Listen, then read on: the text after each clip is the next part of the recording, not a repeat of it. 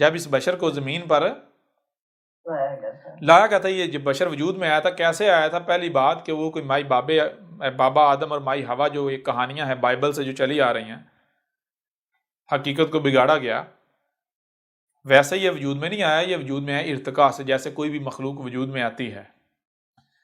अब जब ये बशर वजूद में आया था तो उस वक्त मामला क्या था? इस बशर का मामला बिल्कुल एक बच्चे के जैसा था। बच्चा समझते हैं ना? बच्चा कैसा होता हाँ है? जी। बच्चे का मामला क्या होता है?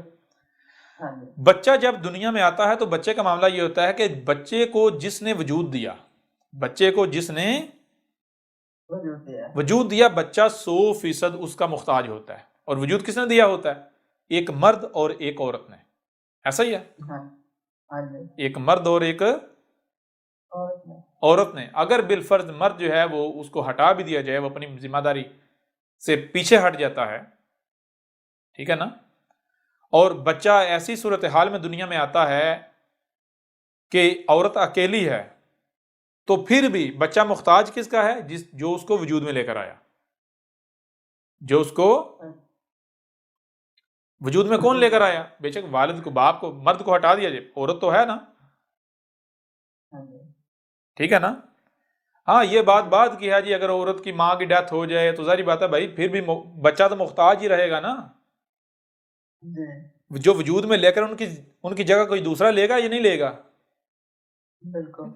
तो बहर चीज ये कि बच्चा जब वजूद में आता है तो सबसे पहली बात कि बच्चा जो है, जो उसका रब होता है, जो उसके रब होते हैं, यानी जिन्होंने बच्चे को वजूद में लाया, बच्चा 100% उनका मुख्ताज होता है। मतलब क्या है कि बच्चा खुद से बोल भी नहीं सकता, कुछ बोल नहीं सकता, कुछ कह नहीं सकता, खुद से खा नहीं सकता, खुद से पी नहीं सकता, खुद से पहन नहीं सकता, खुद से हरकत नहीं कर सकता, खुद से कुछ भी नहीं कर सकता। यहां तक कि अगर कोई उसको नुकसान पहुंचाने के लिए आ रहा हो तो फिर भी बच्चा कुछ नहीं कर सकता। यहां तक कि ये इदराक भी नहीं कर सकता कि कोई उसकी तरफ जो आ रहा है वो उसे नुकसान पहुंचाने के लिए आ रहा है। ऐसा ही है ना? जी। बच्चा 100% वालदैन का मुख्ताज होता है, यानी जिन्होंने बच्चे को वजूद में लाया, बच्चा उनका मुख्ताज होता है। बिल्कुल इसी तरह जब ये जो बशर है, जिन्हें आज इंसान कहते हैं, बशर को वजूद में लाया, जब ये बशर वजूद में आया था इर्तिका से, आहिस्ता आहिस्ता आहिस्ता आगे बढ़ते बढ़ते बढ़ते बढ़ते ये बशर वजूद में आया, तो ये 100%, यानी ये जो जिन्स आपको नजर आ रही है, मर्द औरत जो हैं, ये 100%, जैसे बच्चा वालिदैन का मुख्ताज था, ये अपने रब के मुख्ताज थे। यानी जो इनको वजूद में लेकर आया ये उसके मुख्ताज थे। अब वजूद में कौन लेकर आया? कोई मिसाल के तौर पर कोई कहता है जी फलां वजूद में लेकर आया, कोई कहता है फलां वजूद में लेकर आया, कोई कहता है ऊपर अल्लाह आसमानों पर चढ़ के बैठा है वो अल्लाह वजूद में लेकर आया, तो हम मानने के लिए तैयार हैं, लेकिन उसको अपनी बात को साबित करना पड़ेगा, सच्चा साबित करना पड़ेगा, ठीक है ना। हाँ जी। उसे अपनी बात को सच साबित करना पड़ेगा। जब आप गौर फिक्र करेंगे, यानी कि आपके पास सुनने के लिए कान है, देखने के लिए आंखें हैं, और जो सुनाई और दिखाई देता है उसे समझने की सलाहियत, जब आप इन सलाहियतों का इस्तेमाल करेंगे तो आपके ऊपर ये चीज़ हर लिहाज से वाज़ेह हो जाएगी कि वजूद में लाने वाला कौन है। यही कायनात, जिसे आप कायनात कहते हैं, ये वजूद आपको हर तरफ नजर आ रहा है, नेचर, ठीक है जी, ऐसा ही है ना। जी। हाँ जी। तो बशर जब वजूद में आया तो जो इसको वजूद में लेकर आया उसका मुख्ताज था। वजूद में कौन लेकर आया? वजूद में लेकर आई यही कायनात। तो ये बशर जो है, ये जो जिन्स है, ये मर्द औरत जो है, ये इसी कायनात के मुख्ताज थे। किस हवाले से?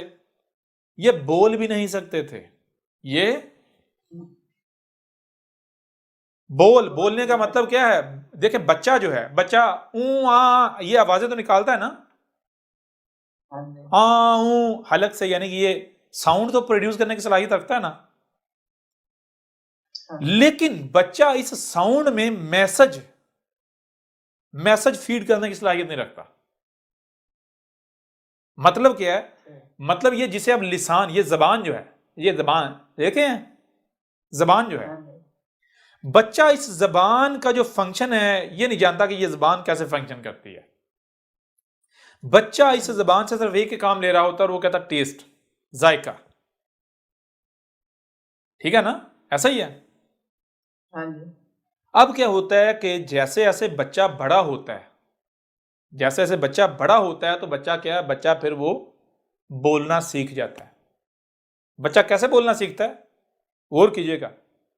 इब्तदा कहां से होती है, ये बोलना, ये कुछ भी इब्तदा बच्चे को सुनने के लिए कान दिए गए, देखने के लिए आंखें दी गई, जो सुनाई और दिखाई देता है उसे समझने की सलाहियत।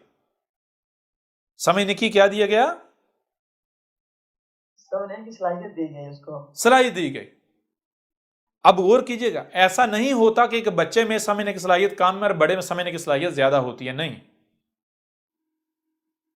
बच्चे का भी दिमाग है, आपका भी दिमाग है। जिसे कहते हैं कि बच्चे में समझने की सलाहियत कम है, बड़े में समझने की सलाहियत ज्यादा, वो समझने की सलाहियत कम और ज्यादा नहीं होती, यानी दिमाग कम और ज्यादा नहीं होता। सिर्फ फर्क यह होता है कि जो बड़ा होता है वो मुशाहिदात ज्यादा कर चुका होता है, उसने ज्यादा सुन लिया होता है, ज्यादा देख चुका होता है। समझ आ रही है, नहीं आ रही? इस वजह से उसके पास ज्यादा नॉलेज होता है, उसके पास ज्यादा सवालात के जवाब होते हैं, उसके पास डाटा, उसके दिमाग में डाटा ज्यादा होता है। आज समझ आ रही है, नहीं आ रही? बच्चा चूंकि अभी नया आया है दुनिया में, बच्चा आया है अभी नया, जब दुनिया में आया उसने आंखें खोली हैं तो उसकी देखने की अब जो आंखें हैं वो भी अभी मुकम्मल उससे सही दिखानी, उसकी जो देखने की सलाहियत है वो कम है, बहुत कम है। अभी वो उसको धुंधला सा नजर आ रहा है, जैसे जैसे वक्त नजर आ रहा है उसके इसे सुनाई भी धुंधला और दिखाई भी धुंधला। दिमाग उसका, यानी जो दिमाग का जो उसकी हार्ड डिस्क है वो खाली है। प्रोसेसर वैसा ही है जैसा एक बड़े का होता है, प्रोसेसर वैसा ही है जैसा एक बड़े का होता है, लेकिन बच्चे की जो हार्ड डिस्क है वो खाली है। अब बच्चा यानी वही जीरो से स्टार्ट करता है, जीरो से स्टार्ट करता है। जो बच्चा सुनता है वो उसकी हार्ड डिस्क में, दिमाग में महफूज होता है, तो दिमाग क्या करता है, उसको प्रोसेस करता है, यानी समझने की कोशिश करना शुरू कर देता है। वो जो प्रोसेसर है वो अपना काम स्टार्ट कर देता है। ठीक है जी। इस तरह बच्चा जो सुनता है, जैसे जैसे बच्चे की सुनने और देखने की सलाहियत इंक्रीज होती जाती है, वो आगे यानी ज्यादा सुनता देखता जाता है, दिमाग को डाटा मिलता जाता है और वो प्रोसेस होता जाता है। तो जब प्रोसेस होता है, नतीजा क्या निकलता है कि जो प्रोसेसर होता है वो डेवलप, उसमें भी डेवलपिंग होती जाती है, यानी कि वो भी यहां से फाइलें मजीद लेता जाता है। यानी प्रोसेसर जो है वो भी अब आगे जो है वो आगे का मराहल तय करना शुरू कर देता है। क्लियर हो रहा नहीं हो रहा? हाँ जी। अगर बच्चा जो है उसको आप एक कमरे में बंद कर देंगे, 20 साल बंद रखेंगे, तो 20 साल बाद जब बच्चे को निकालेंगे तो उसका जो वो लेवल है समझने का और जो इल्म लेवल है वो बिल्कुल वैसा होगा जैसा जब उसको आपने कमरे में बंद किया था तब था। उससे सिर्फ थोड़ा सा इंक्रीज होगा, थोड़ा सा। वो कितना इंक्रीज होगा?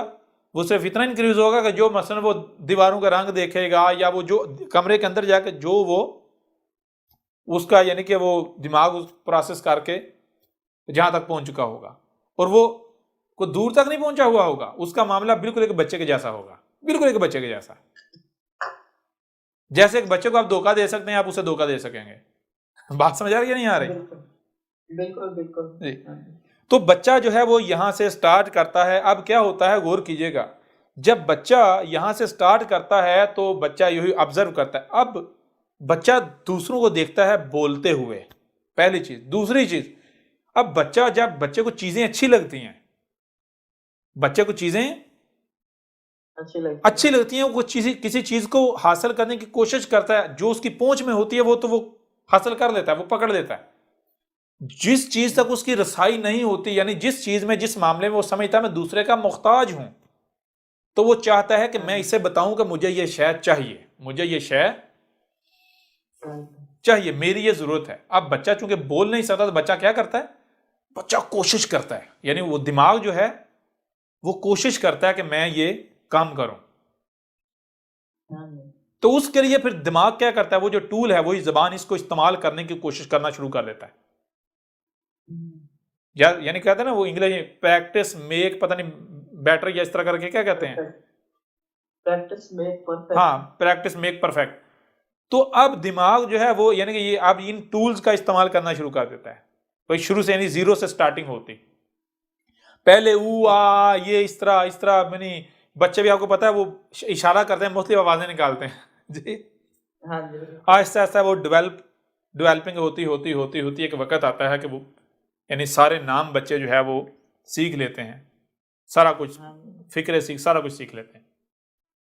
और क्या सीखते हैं? वही जहां पर होते हैं, जिस माहौल माशरे में होते हैं। अगर ऐसी जगह पर मौजूद है जहां उर्दू बोली जाती है, उर्दू के अलावा कोई ज़बान नहीं बोली जाती, तो बच्चा बड़ा हो जाएगा, उसके सामने आप इंग्लिश बोलेंगे उसे कुछ समझ नहीं आएगी। बिल्कुल नहीं आ रही, ऐसा ही है ना? बिल्कुल ऐसे ही हाँ, जब तक वो क्वेश्चन फिर इसी तरह आप देखते हैं बच्चा जो है वो हिलने जुलने के भी काबिल नहीं होता, फिर आहिस्ता आहिस्ता बच्चा वो कोशिश करता है, वो यानी वो ये जैसे से इनके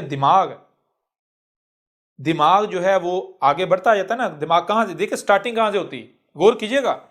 ये पकड़ना, हाथों के एक्शन, चलना, बोलना, ये तमाम का तमाम ये हिलना, हरकतें करना, ये इसकी यानी कि इब्तदा बुनियाद क्या है? बुनियाद कान, आंखें, इनसे जो सुनाई और दिखाई देता है, पर दिमाग जब समझता है उसे तो उसके मुताबिक फिर दिमाग अमल करने की कोशिश करता है, यानी उसको इंप्लीमेंट करने की कोशिश करता है। इंप्लीमेंट करने के लिए उसे क्या जरूरत है? टूल्स की जरूरत है, जबान, हाँ जी हाथ, टांगे। अब इन टूल्स को इस्तेमाल करने की वो दिमाग फिर कोशिश शुरू कर देता है। कोशिश है शुरू करता है। जब दिमाग कोशिश शुरू करता है तो वो पार्ट्स अभी कमजोर होते हैं। क्यों? क्योंकि वो जिस काम के लिए दिमाग चाह रहा होता है उस काम के लिए नहीं ना होते। तो क्या होता है कि अब दिमाग जो है कहता है कि तुम उसके काबिल हो जाओ, वो फिर वो चीजें वजूद को फराहम की जाती हैं ताकि वो आपके पार्ट्स उस काम को करने की सलाहियत उनके अंदर आ जाए, ठीक है, वैसे बन जाए उनके। अब होता क्या है, दिमाग हाथ, पांव या आपके अज़ा, जबान जब वहां पहुंच जाती है, दिमाग और आगे पहुंच चुका होता है। दिमाग तब तक और आगे पहुंचो, दिमाग पिछली चीज को भूल चुका होता है, पीछे जो काम लेना था वो भूल चुका होता है, और आगे वो यूं हाथ पांव वो ये जो अज़ा हैं ये उस स्टेज के लिए तैयार होना शुरू हो जाते हैं। दिमाग इतने में, जब तक ये तैयार होते हैं इतने में दिमाग और आगे चला जाता है। दिमाग इतने में और आगे चला जाता है। और फिर जब ये उस हाथ पांव स्टेज पर आ जाते हैं तो दिमाग जो है वो पीछे जो जिस मकसद की इनको स्टेज पर लेकर आया था, दिमाग भूल चुका होता है, वो उसका दिमाग का मकसद को और बन चुका होता है। अब ये चूंकि उस मकसद को करने के काबिल नहीं है तो दिमाग फिर यानी कि अब इनको कहता है अब तुम मजीद आगे आओ। यूं दिमाग आगे आगे जाता है, बाकी वजूद पीछे पीछे ट्रेवल कर रहा है। समझ आ रही है नहीं आ रही? दिमाग आगे आगे जा रहा है और वजूद जो है बाकी पीछे पीछे उसके दिमाग पीछे पीछे चलता जा रहा है। अब दिमाग कैसे चल रहा है, कैसे आगे जा रहा है, गौर करें। दिमाग चल रहा है कानों और आंखों की बुनियाद पर। कानों और आंखों की बुनियाद कान और आंखें हैं ठीक है जी। यूं ये सफर। अब ये होता है कि दरमियान में यानी कि जब दिमाग आगे, अब जिस चीज को दिमाग नहीं भूलता फिर उस दिमाग उससे वो काम ले लेता है उन अज़ा से। दिमाग जब आगे बढ़ता बढ़ता एक वक्त आता है हद आ जाती है, यानी दिमाग अब आगे नहीं जा सकता, इससे आगे उसको समझ नहीं आगे मैं कहां जाऊं। यानी कि जब आपकी सुनने और देखने की सलाहियत जो है जितनी है, आप समझते हैं भाई अब इससे ज्यादा मैं नहीं सुन सकता, इससे ज्यादा नहीं देख सकता, मैंने सारा सुन लिया सारा देख लिया, तो आपका दिमाग मान लेता है कि अब भाई हद आ गई। अब क्या आ गई? दिमाग समझता है हद आ गई। जब दिमाग समझता है हद आ गई तो फिर दिमाग क्या करता है, अब चूंकि उससे पीछे जो है वो तो आपके वजूद में करने की सलाहियत आ चुकी होती ना, क्योंकि वजूद तो दिमाग के पीछे पीछे आ रहा है। तो अब इससे इस हद से पीछे यानी जो भी कोई काम होता है, जो भी दिमाग को चाहिए होता है, जो भी करना होता है, तो आपके अज़ा वो करने की सलाहियत रख रहे होते हैं, दिमाग इनसे फिर वो काम लेता है। तो यही चीज ये पीछे होती है जब दिमाग मसलन यहां पर समझता है कि इसे हद समझता है, तो पिछला वजूद ट्रैवल करके आगे आता है। जब वजूद यहां आता है दिमाग तब तक उसको समझता है भाई ये हद नहीं है, आगे भी जा सकता हूं, दिमाग यहां आ जाता है।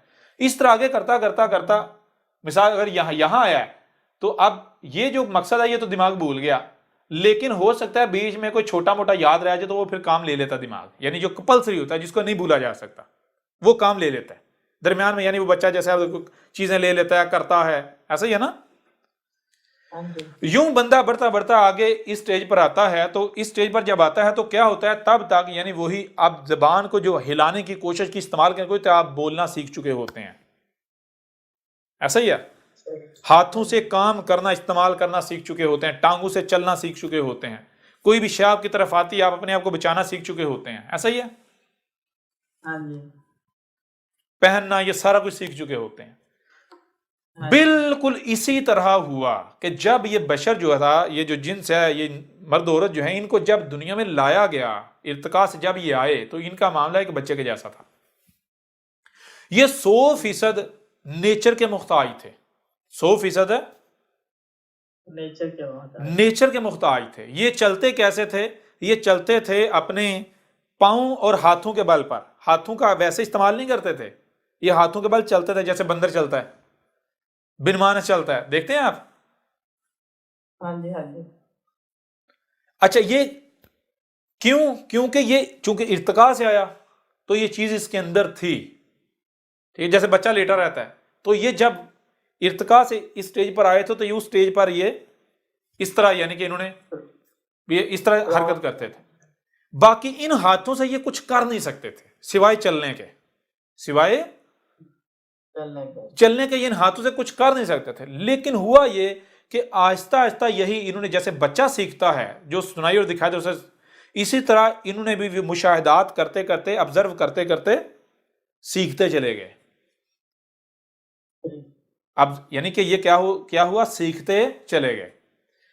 जब ये सीखते चले गए तो एक स्टेज आई जब इनको अब मुतनबा करने जरूरी था। यानी वो स्टेज आ गई कि जब ये हाथों का इस्तेमाल करना जान गए हैं, हाथों का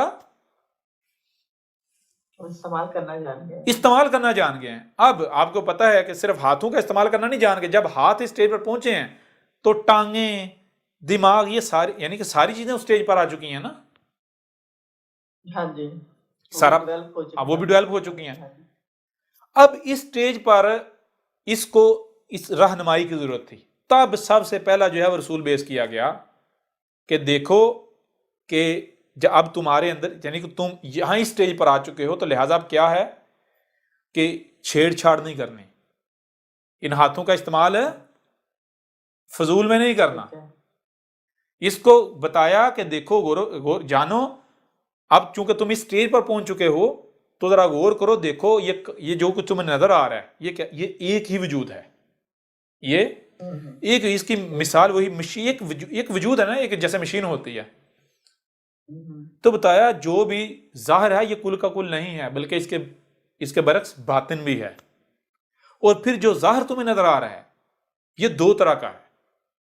जो जाहिर नजर आ रहा है, पहली चीज ये आयात हैं, दूसरी चीज कि ये दो तरह का है। एक वो मखलूकात हैं, वो आयात हैं जो जिनका मकसद क्या है, वाज़ेह है। मिसाल के तौर पर फल हैं, क्या मकसद है? वाज़ेह है। पानी है, क्या मकसद है? वाज़ेह है। ऐसा ही है ना।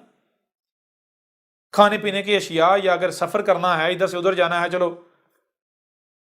तो ये चीजें वाज़ेह हैं। लेकिन बहुत सारी मखलूकात ऐसी हैं कि जो मुतशाबिहन है। बहुत सारी आयात क्या है? मुतशाबिहन, यानी हैं तो सामने, लेकिन उनका मकसद तख्लीक क्या है वो तुम्हें नहीं बताया गया, वो तुमसे छुपा हुआ है, इल्म तुमसे छुपा हुआ है। अब जब तुम उन्हें देखते हो तो जाहिर बात है, या तुम उन्हें देखोगे तो तुम्हें तजस्सुस पैदा होगा, भाई ये शय, ये क्या शय है, किस मकसद के लिए। जैसे मिसाल के तौर पर आप आज देखें ना, आज जिस स्टेज पर इंसान पहुंच चुका हुआ है, कोई ऐसी चीज आज आपको नजर आए कि जो आपने पहले नहीं देखी, एक अजीब सी शय हो, तो तजस्सुस पैदा होगा या नहीं? वो तजस्सुस होगा या नहीं, भाई ये क्या है? उसको जानने का तजस्सुस पैदा होगा या नहीं? हाँ जी। होगा ना पैदा तजस्सुस। हाँ जी। तो यही कहा था कि ये ना हो कि तजस्सुस में उन चीजों के पीछे पड़ो, उन मखलूकात के साथ छेड़छाड़ करो। ठीक। लेकिन इसने क्या किया? ये बाज नहीं आया, ये बाज नहीं आया। इसने क्या किया? सबसे पहला काम जो इसने किया वो ये किया कि इसको, ये जो समरात हैं ये ना पसंद है। इसने ये देखना, गंदम है या सीड्स हैं जिन्हें दालें कहते हैं, हाँ जी। चावल हो गए, गंदम हो गई, ये तरह तरह की दालें हो गई, चने, मसूर, मूंग, ये जितनी दालें वगैरह हैं जी, हाँ जी। सीड्स। इसने ये सीड्स जब चखे, खाए, तो इसको ज्यादा मजा आया। ठीक है, अट्रैक्शन मिली। क्या हुआ, इन्होंने उसको अट्रैक्ट किया। यानी सारे बताइए सम्राट फल खा खा के यानी कि वो उनके जायके वो मीठे और उस तरह के जायके, और ये जब इसने खाए तो ये चीजें ऐसी हैं कि आप जैसे कच्चे चावल खाना शुरू कर दें तो मजा आता ही या नहीं आता जी क्रेविंग होनी शुरू हो जाती कई लोगों को। जी। तो इसी तरह अगर यानी कि आप ये चीजें अगर यानी कि कच्ची होती हैं जब पौधों पर लगी तो बड़ा मजा आता है खाने का, फलों से ज्यादा मजा आता है खाने का। कच्चे चने, कच्ची फलियां, ये चीजें। हाँ जी। तो अब चीज ये है, गौर कीजिएगा, जब इसने ये चीजें खाई तो इसका नतीजा ये निकला कि जो फल हैं उनके अंदर आग नहीं है, उनके अंदर आग में दो तरह की एनर्जी, गर्म और ठंडी। उनमें जो गर्म एनर्जी है वो बहुत कम है, बहुत कम, उतनी है जितनी जरूरत है इस बॉडी की। वो इतनी है कि वो गोया के नजर नहीं आती। ठीक है, ये जो सीड्स हैं, सीड्स बीज, दालें, गंदम, चावल, दालें जिन्हें कहते हैं सीड, बीज, ये क्या है? हाँ जी। इनके अंदर ठंडी एनर्जी ना होने के बराबर इनके अंदर आग भरी हुई है। ये है ही आग, ये हाँ जी, इनके अंदर ज्यादा जहरीले मादे होते हैं सीड्स के अंदर, बीज इनके अंदर दालों वगैरह के हाँ, अंदर। गर्म एनर्जी ज्यादा है, जिसे आप कहते हैं प्रोटीन ज्यादा है इनके अंदर। हाँ जी। समझ आ रही नहीं आ रही? हाँ जी। इनके अंदर आग ज्यादा है। तो जब इसने ये चीजें खाई तो फिर इसके वो तजस्सुस, क्यों, आग के, ये चीजें आग के अंदर हैं, तजस्सुस, ये सारी चीजें, नेगेटिविटी जो है, जब इसने ये सीड्स खाना शुरू किए तो आहिस्ता आहिस्ता ये सीड्स, ये नहीं हुआ कि ये रातों रात इसने सुबह सीड खाए रात तक इस यानी कि मुतजस्सिस हो गया, नहीं, ये नस्ल दर नस्ल, हाँ, ये नस्ल दर नस्ल, ये सदियों तक यानी कि ये सिलसिला चलता रहा। सीड्स खाते खाते आहिस्ता आहिस्ता आगे बढ़ते बढ़ते बढ़ते बढ़ते बढ़ते एक वक्त आया कि ये इस स्टेज पर पहुंच गए कि ये मुशाहिदात से सीख गए कि यानी कि इनको जब ये मजेदार लगते थे इन्होंने कहा कि भाई ये ज्यादा होने चाहिए। तो ये नेचर उगाती है ये सीड्स भी, लेकिन नेचर बहुत कम उगाती है। नेचर सम्राट ज्यादा उगाती है, ये सीड्स वगैरह कम उगाती है, बहुत कम। ठीक है ना? अब इन्होंने क्या किया, इन्होंने कहा भाई ये ज्यादा मजेदार हैं, और इन्होंने मुशाहिदे से सीख लिया कि उगते कैसे हैं। इन्होंने देखा दरख्त से एक बीज गिरती, शायद फल गिरता है और उसके अंदर बीज होता है और बीज फटता है और वो पौधा निकलता है, दरख्त बन जाता है। इस तरह जो सीड्स हैं वो देखा गिरते हैं और वो दोबारा वो उगते हैं। ये इन्होंने, ये जो उगने का है ना, उगता कैसे उगते, ये इन्होंने सीख लिया। कैसे? वही जो देख रहे हैं उसे समझ रहे हैं, ऑब्जर्व कर रहे हैं।